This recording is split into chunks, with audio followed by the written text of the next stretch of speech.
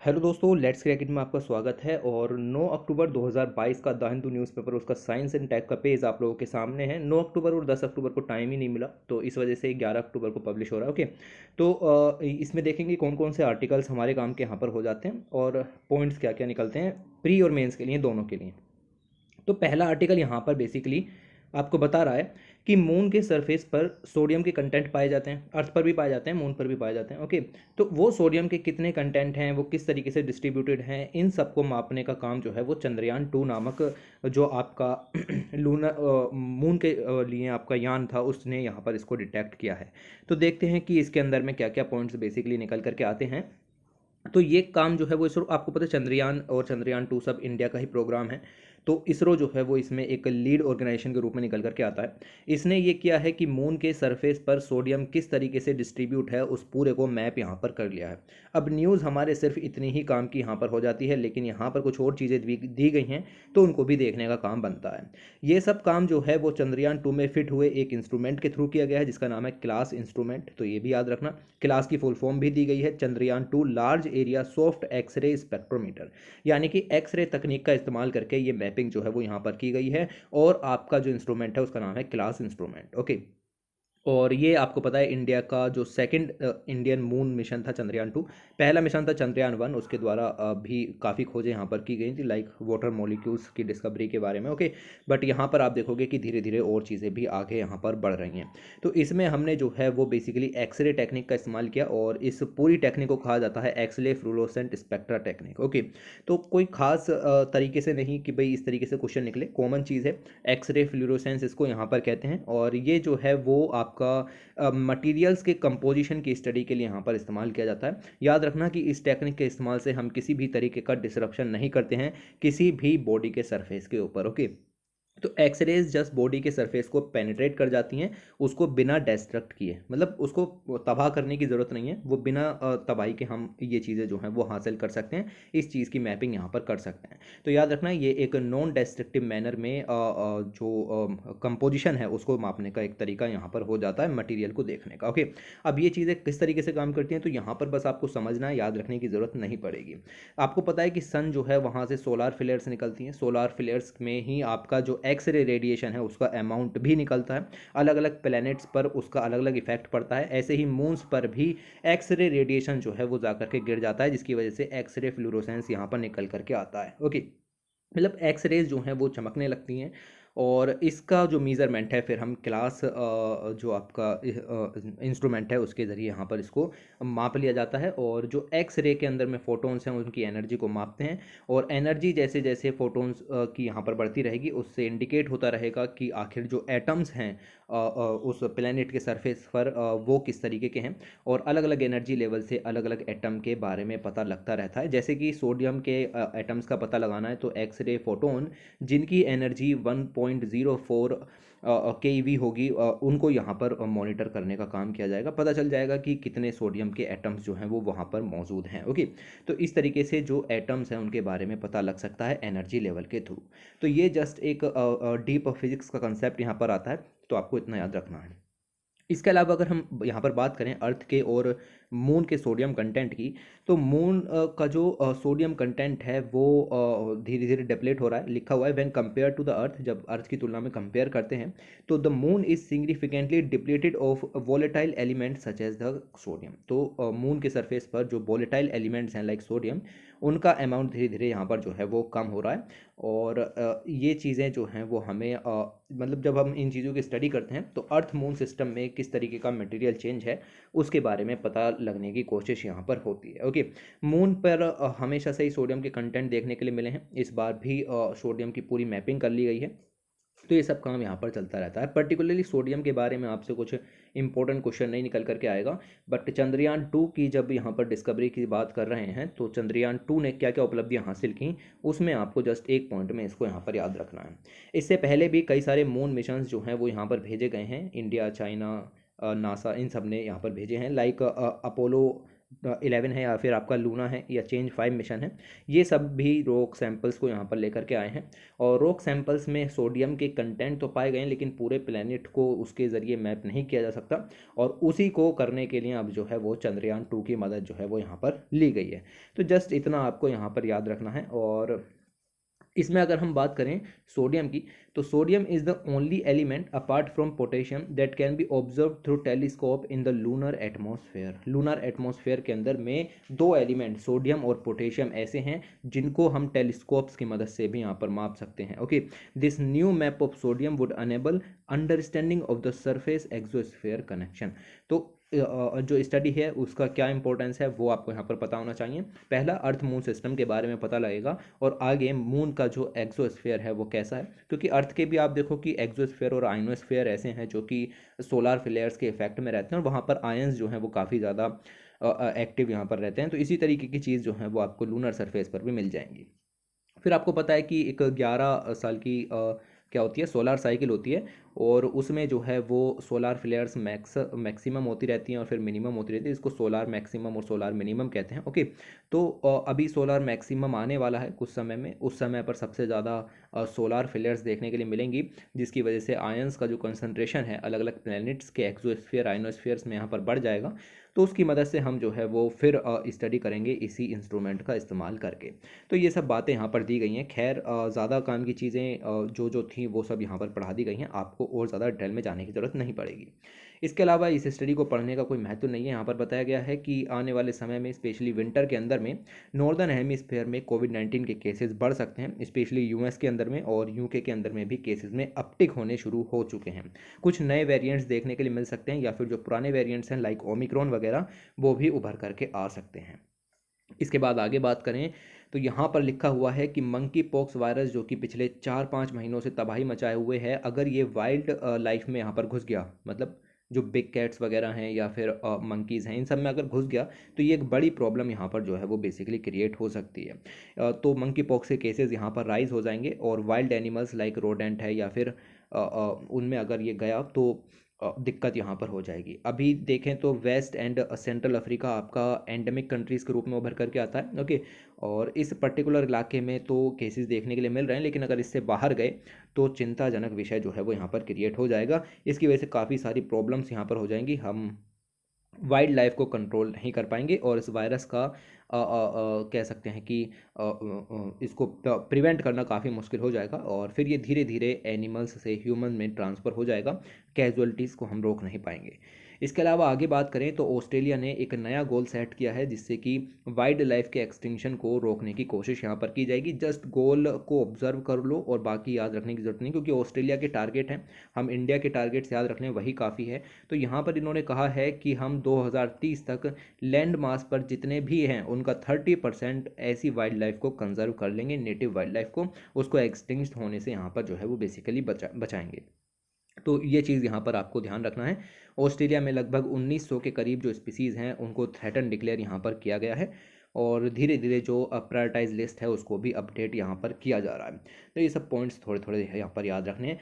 इसके अलावा बात करते हैं हीट वेव्स की, और यहाँ पर आपको बताया गया है कि हीट वेव्स के लिए अर्ली वार्निंग इंडिया के पास मौजूद है या नहीं है, कौन कौन से मिशंस जो हैं वो चल रहे हैं। हीट वेव्स के ऊपर क्वेश्चन आना श्योर है, इस बार नहीं अगली बार नहीं उससे अगली बार, क्योंकि ये बढ़ता चला जाने वाला सिनेरियो नज़र आएगा। बात करते हैं हीट वेव्स की, तो पहले कुछ डेफिनेशन और इंट्रोडक्टरी पॉइंट्स यहाँ पर दिए गए हैं, इसको बाद में पढ़ेंगे। जो आपका ये चार्ट दिया गया है इसको बाद में देखेंगे, पहले इधर आप आइए। ओके, लेफ्ट साइड में लिखा हुआ है कि एक हीट वेव क्या होती है। एक हीट वेव वो होती है जब अनयूजुअल तरीके का हॉट वेदर आपका जो है वो क्रिएट हो जाए, और टेम्परेचर जो है वो नॉर्मल से बहुत ज़्यादा बढ़ जाए, लगभग 3 या उससे ज़्यादा दिनों के लिए। तो 3 से ज़्यादा दिनों के लिए अगर एबनॉर्मल टेम्परेचर यहाँ पर हो और वेदर जो है वो बहुत ज़्यादा हॉट हो जाए, तो उस कंडीशन को हीट वेव कहते हैं। जनरली आप भी बना सकते हो, कोई दिक्कत नहीं, बट याद रखना कि 3 और उससे ज़्यादा दिन तक ये डाटा जो है वो होना चाहिए। इसके अलावा अगर हम यहाँ पर बात करें, इंडिया के अंदर में जो हीट वेव्स हैं जनरली मार्च से जून में आती हैं। आपने भी देखा मार्च अप्रैल मई जून, पूरा हीट भी कम हो गया, आपका जो राइस है उसका भी कल्टीवेशन कम हो गई, और काफ़ी सारी जो परेशानियां और भी देखने के लिए मिली, तो ये नज़र आता है। ऑन एन एवरेज हम इस पूरे 4 महीनों के अंदर मार्च से जून तक लगभग 2 से 3 बड़ी हीट वेव्स की कंडीशन जो है वो उसको फेस यहाँ पर कर रहे हैं। और लगभग दो एरियाज़ में इंडिया के ये देखने के लिए मिलती हैं, एक आपका सेंट्रल इंडिया और एक है आपका नॉर्थ वेस्ट इंडिया। तो ये भी आप याद रखना। अब इसके ज़रिए आप जो है वो हीट वेव डिस्ट्रीब्यूशन मैप भी जो है वो तैयार कर सकते हैं। ओके, तो कोई दिक्कत वाली बात नहीं है। यहाँ पर आप इसको दिखा सकते हो और यहाँ पर भी जो है दो इम्पोर्टेंट एरियाज़ के रूप में इसको जो है वो दिखा सकते हैं। ऑलराइट, तो इस तरीके से चीज़ें जो हैं वो क्रिएट करने की कोशिश करनी चाहिए। इसके अलावा कुछ कोस्टल एरियाज़ हैं लाइक आंध्र प्रदेश, उड़ीसा वगैरह हैं, तो वहाँ पर भी हीट वेव्स लाइक कंडीशंस जो हैं वो लगातार नज़र आती रहती हैं। हालांकि पूरे इंडिया में है, लेकिन जो इम्पोर्टेंट हॉट स्पॉट है वो ये कंट्रीज़ यहाँ पर निकल करके आती हैं। तो ये पॉइंट आप यहाँ पर ध्यान में रखिएगा। उसके बाद अगर हम आगे यहाँ पर बात करें तो धीरे धीरे जो हीट वेव्स है उसकी ड्यूरेशन यहाँ पर इंक्रीज़ हो रही है। और पिछले 30 सालों की अगर हम बात करें तो 3 डेज से यहाँ पर लगातार इंक्रीज़ हो गई है। मतलब कि अब जो कह सकते हैं कि जितने दिन हीट वेव्स रहती थी अब उससे 3 दिन ज़्यादा हीट वेव्स जो है वो परसिस्टेंट यहाँ पर कर रही है। और उम्मीद ये है कि 2060 तक 12 से 18 दिन तक इंक्रीज़ देखने के लिए मिल सकता है फ्यूचर क्लाइमेट के कारण हीट वेव्स के परसिस्टेंट में। मतलब हीट वेव्स अगर 3 दिन रुकती थी तो अब जो है वो 3 दिन और ज़्यादा रुकती हैं, यानी कि 6 दिन रुकती हैं। और 2060 तक जो है ये 12 दिन ज़्यादा रुकेंगी, यानी कि 15 दिन तक रुकने के चांसेस बन जाते हैं। ओके, और इसकी वजह से ये जो है वो कुछ नए एरियाज़ में भी जा सकते हैं। जैसे कि हमने मैप में देखा यहाँ पर अभी जो है वो साउथ में इतना ज़्यादा हीट वेव्स का इम्पैक्ट नहीं है, तो साउथ में भी जो है वो इसका इम्पैक्ट देखने के लिए यहाँ पर मिल सकता है। और इसकी जो इंटेंसिटी है और फ्रीक्वेंसी है वो भी यहाँ पर बढ़ सकती है। डेज़ जो है वो उनके बीच का गैप यहाँ पर लगातार कम होता चला जा रहा है। ओके, तो ये सब पॉइंट्स आपको यहाँ पर ध्यान में रखना है। अब हीट वेव्स की वजह से हेल्थ पर भी इम्पैक्ट पड़ते हैं, एग्रीकल्चर पर भी, एनर्जी पर भी, इकोसिस्टम पर भी, वाटर पर भी, इकोनॉमी पर भी, सभी चीज़ों पर इम्पैक्ट जो है वो इसके यहाँ पर पड़ते हैं।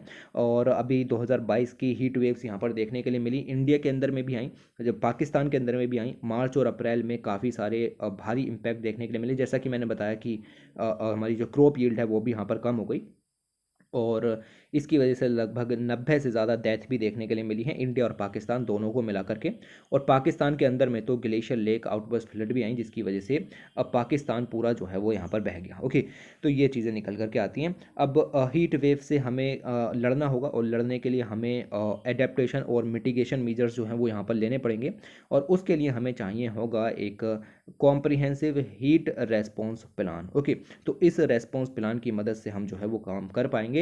और इसमें हम सब चीज़ों पर फोकस करेंगे। सब चीज़ों का मतलब ये है कि अर्ली वार्निंग सिस्टम से लेकर के लोगों में इसके बारे में अवेयरनेस भी होनी चाहिए, क्योंकि बहुत से लोगों को पता भी नहीं कि हीट वेव्स उनके साथ क्या कर सकती हैं। ओके, तो अवेयरनेस काम है, और फिर टेक्नोलॉजी के ज़रिए इसको यहाँ पर रोकने का काम भी आ जाता है। ओके, इंडिया के पास अपना खुद का एक national framework for heat action plan मौजूद है, जो कि IMD के द्वारा यहाँ पर जो है वो रन किया जाता है, या फिर उसके द्वारा प्लान यहाँ पर किया गया है। ओके, तो याद रखना कि इंडिया के पास अपना ये जो हीट वेव से लड़ने के लिए एक्शन प्लान मौजूद यहाँ पर है। इसके साथ साथ अगर हम यहाँ पर देखें तो नेशनल और स्टेट लेवल की जो डिजास्टर मैनेजमेंट अथॉरिटीज़ हैं, लोकल बॉडीज़ हैं, वो भी इसमें काफ़ी अच्छी भूमिका जो है वो निभा रही हैं। तो ये सब यहाँ पर आप यहाँ पर याद रखना।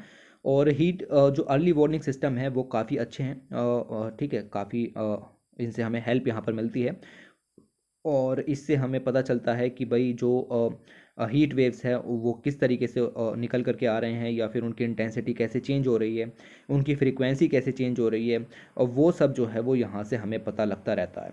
हीट वेव्स जो हैं वो लार्ज स्केल एटमॉस्फेरिक सर्कुलेशन के कारण जो है वो होती हैं। ओके, अपर एटमॉस्फेयर के अंदर में किस किस तरीके के चेंज हो रहे हैं, हाई प्रेशर एरियाज़ क्रिएट हो रहे हैं, लाइक आप देख सकते हो कि जेट स्ट्रीम वगैरह हैं, अपर ट्रोपोस्फेरिक में कुछ एनोमलीज़ यहाँ पर आ रही हैं, या फिर ग्लोबल फोर्सिंग है, अल्नीनो है, अल्नीनो सदर्न ओसिलेशन है, या फिर आप कहो इंडियन ओशन डाइपोल है, या फिर इंडियन ओशन मॉड्यूलेट है। इन सब की वजह से हीट वेव्स जो हैं वो यहाँ पर चेंज होती हैं। जैसे जैसे वेदर पैटर्न में चेंजेस होते रहेंगे, हीट वेव्स की इंटेंसिटी और फ्रिक्वेंसी यहाँ पर लगातार चेंज होती रहेगी। हीट वेव्स जो हैं उनके लोकल इफेक्ट भी पड़ते हैं, लाइक सॉइल मॉइस्चर जो है वो डिप्लीट हो जाता है, क्योंकि टेम्परेचर बढ़ जाएगा तो वाटर इवेपोरेशन के थ्रू सॉइल का मॉइस्चर जो है वो कम हो जाएगा। और आप यहाँ पर देखोगे कि जो हीट फ्लक्स है वो यहाँ पर एनहेंस हो जाता है। तो ये चीज़ें निकल करके आती हैं, कुछ कॉजेज़, कुछ इम्पैक्ट, ये सब आपको पता होना चाहिए कि किस तरीके से निकल करके आता है। इसके अलावा मिनिस्ट्री ऑफ अर्थ साइंसेज के अंदर में एक मिशन चलता है जिसका नाम है नेशनल मॉनसून मिशन। और नेशनल मॉनसून मिशन में हम यही जो है वो सब सिस्टम करने की कोशिश कर रहे हैं कि मॉनसून सीज़न से पहले और उसके दौरान हीट वेव्स जो हैं उसकी अर्ली वार्निंग लोगों तक पहुंचाई जाए और इसको प्रेडिक्ट करने का काम यहाँ पर किया जाए। लगभग हम 4 से 5 दिन पहले एडवांस में हीट वेव्स की जो प्रिडिक्शंस हैं वो यहाँ पर कर सकते हैं। ओके, इसके अलावा अलग अलग रिपोर्ट्स यहाँ पर प्रकाशित हुई। उन्होंने बताया कि हीट वेव्स की अगर हम बात करें तो उसकी उत्पत्ति और उसकी ड्यूरेशन इंडिया के अंदर में वो हम 2 वीक पहले तक भी माप सकते हैं एडवांस के अंदर में, यानी 15 दिन के गैप पर हम हीट वेव्स को माप सकते हैं। इसके अलावा प्रेडिक्शंस के सिस्टम लगातार इम्प्रूव भी किए जा रहे हैं। जैसे कि हम बात करें तो एक्सटेंडेड रेंज प्रेडिक्शन सिस्टम्स लाए जा रहे हैं। ओके, ताकि रेंज आपकी जो हीट वेव्स की रेंज है उसको थोड़ा सा और बेहतर यहाँ पर किया जा सके। इसके अलावा अगर हम बात करें तो अलग अलग और रिपोर्ट्स लाइक IITM है या फिर IMD है, MOES है, इन सब ने बताया कि Indian heat waves can be predicted even 1 season in advance. तो हम जो है वो 1 सीज़न की हीट वेव उसमें आएंगी या नहीं आएंगी उसको भी एडवांस में मॉनिटर कर सकते हैं। तो याद रखो ये सारे पॉइंट। क्यों याद रखते हैं? क्योंकि जब मेंस में लिखने के लिए आएगा ना heat waves early warning system के बारे में डिजास्टर मैनेजमेंट के अंदर में, तो यही सब पॉइंट्स काम में आएंगे। और आपको पता नहीं होगा कि इंडिया के पास में हीट वेव एक्शन प्लान है या नहीं है, तो जी हाँ बिल्कुल है। और हम जो है वो आप देखो कि 2 वीक्स तक माप सकते हैं और पूरा का पूरा 1 सीज़न एडवांस में जो है वो हम प्रिडिक्शन यहाँ पर कर सकते हैं हीट वेव्स की। तो ये सब याद रखना है, ये भूलना नहीं है बिल्कुल भी। ऑलराइट, तो ये आपको यहाँ पर याद रखना है। और इसके अलावा अगर आप यहाँ पर देखें तो इसमें आप और क्या याद रख सकते हैं, और ये सब याद रखने की ज़रूरत नहीं, आप इग्नोर कर सकते हो। काफ़ी कुछ हमने यहाँ पर देखा, 250 वर्ड तक का भी ऐसे जो है वो लिखा जा सकता है, क्योंकि हमने कॉजेज़ भी देखे, हमने इम्पैक्ट भी देखे, हमने जो फ्यूचर में चेंजेस होंगे वो भी यहाँ पर जो है वो ऑब्जर्व करने की कोशिश की। तो production system end to end होना चाहिए, मतलब लोगों से लेकर के टेक्नोलॉजी तक हर चीज़ का इस्तेमाल इसके अंदर में होना चाहिए। शॉर्ट रेंज के लिए भी मापना है और सीजनल के लिए भी मापना है, हम दोनों के लिए प्रिडिक्शन जो है वो यहाँ पर कर सकते हैं। सीजनल फोरकास्ट हो जाए तो और ज़्यादा बेहतर है। ओके, आपको अगले पूरे सीज़न की हीट वेव्स के बारे में पता लग सकता है। ओके, और ये चीज़ें जो है वो काफ़ी ज़रूरी यहाँ पर हो जाती हैं। इसके अलावा अगर हम यहाँ पर बात करें तो ये मैं बता चुका हूँ, लगभग 2 वीक्स के लिए भी हम यहाँ पर जो है वो मॉनिटर कर सकते हैं, प्रेडिक्शन कर सकते हैं। इसके अलावा सीजनल फोरकास्ट के लिए एक multi modal ensemble forecasting strategy उसकी भी ज़रूरत है, जिसको MME फोरकास्ट स्ट्रेटजी। ओके, तो ये टर्म याद रख सकते हो क्योंकि जनरली कोई भी नहीं लिखेगा, तो आप इसको जो है वो नोट्स के अंदर में लिख सकते हो और इसको जो है वो पेपर में लिखने की कोशिश करनी चाहिए। ओके, और इसके अंदर में यही है कि सिर्फ एक मोड के ज़रिए जो है वो स्ट्रेटजी नहीं बननी है कि सिर्फ टेक्नोलॉजी के ज़रिए काम यहाँ पर होगा, बट काफ़ी सारी चीज़ों में जो है वो इसको लागू करने की ज़रूरत है। मल्टी मॉडल का मतलब यही होता है। ओके, और ये फोरकास्ट जो है वो इस तरीके से होना चाहिए। और इसमें यह भी है कि सोइल मॉइस्चर को ऑब्जर्व करके आप हीट वेव्स की इंटेंसिटी का पता लगा सकते हो। और भी मेथड यहाँ पर हो जाते हैं। ओके, लाइक माइक्रोवेव सैटेलाइट्स वगैरह हैं, उनका इस्तेमाल यहाँ पर कर सकते हो।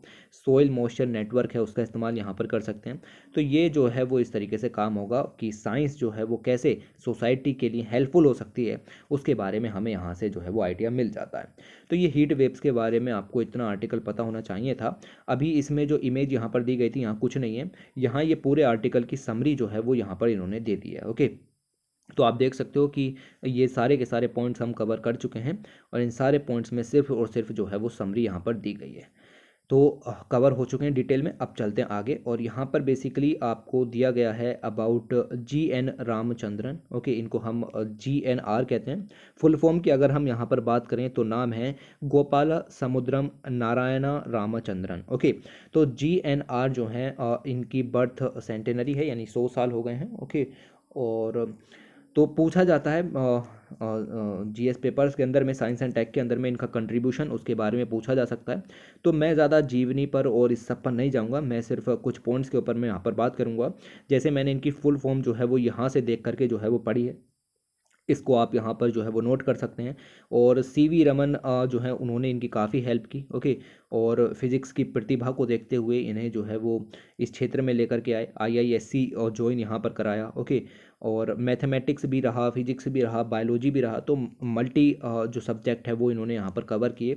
इसके अलावा एमएससी की थीसिस जो है वो लगभग 2 डॉक्टोरल डिग्री के बराबर इनकी यहाँ पर थी, और इन्होंने साइंस के क्षेत्र में डॉक्टर्स की उपाधि भी यहाँ पर हासिल कर ली। याद रखने की जरूरत नहीं, धीरे धीरे इन्होंने आईआईएससी को यहाँ पर ज्वाइन किया, और इनके एक कलीग और थे, that is called Lakshmana Swami Mudaliar. Okay, तो ये जो हैं वो आपके वाइस चांसलर थे मद्रास यूनिवर्सिटी के, उनके संपर्क में आए और उनके साथ में मिलकर के दोनों ने यहाँ पर काम किया, और दोनों ने बेसिकली जो शुरू किया हमारी बॉडी के अंदर जो प्रोटीन होती है जिसको कहते हैं कोलेजन, उसकी डिस्कवरी के ऊपर यहाँ पर वर्क करना शुरू किया।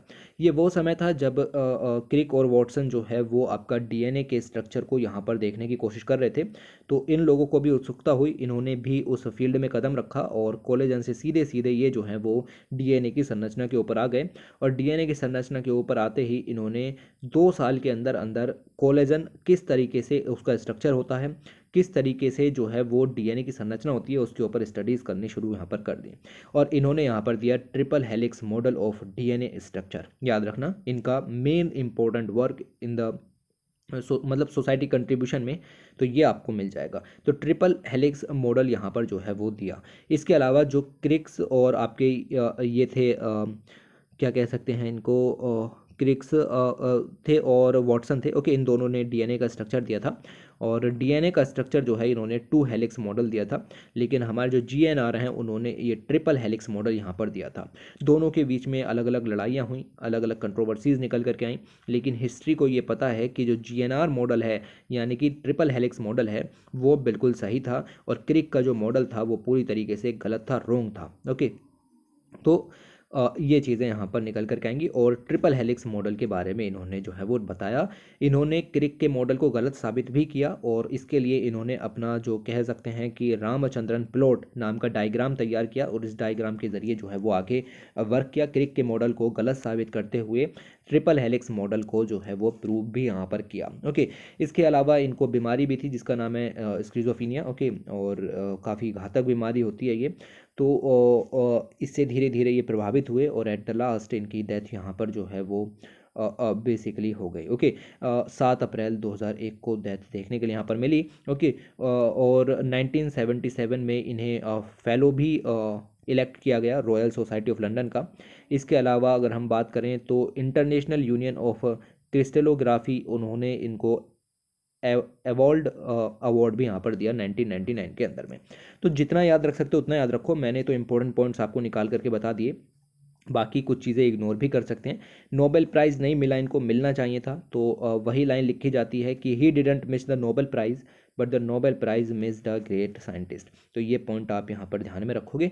इसके बाद आगे चलते हैं, और यहाँ पर आर्टिकल दिया गया है, लिखा हुआ है स्ट्रेस्ड ह्यूमन, और ये हमारे किसी काम का नहीं, चटपटी खबरें होती हैं, कभी कभी अच्छी आती हैं तो पढ़ा देते हैं। इसमें आर्टिकल में बताया गया है कि एक स्ट्रेंजर अगर किसी घर में घुसता है और वहाँ पर एक डॉग मौजूद है, तो डॉग किस तरीके से जो ह्यूमन है उसको भांप लेता है कि ये जो है वो चोरी करने आया है या फिर गलत तरीके से घुस रहा है, तो वो ह्यूमन जो है वो स्ट्रेस में होता है, उसको फियर होता है या फिर कुछ और डर वगैरह यहाँ पर लग रहा होता है, जिसकी वजह से उसके अंदर में जो बॉडी कंडीशंस हैं वो चेंज हो जाती हैं, लाइक उसका पसीना ज़्यादा निकलता है या उसकी ब्रेथ सांस जो है वो तेज़ हो जाती है, और इसी चीज़ को डॉग जो है वो यहाँ पर भांप लेते हैं और पता लगा सकते हैं कि कैसे जो है वो एक ह्यूमन जो है वो थीफ होगा या फिर कोई और। ओके, तो ये जो है वो डॉग का बिहेवियर इसके बारे में बताया गया है।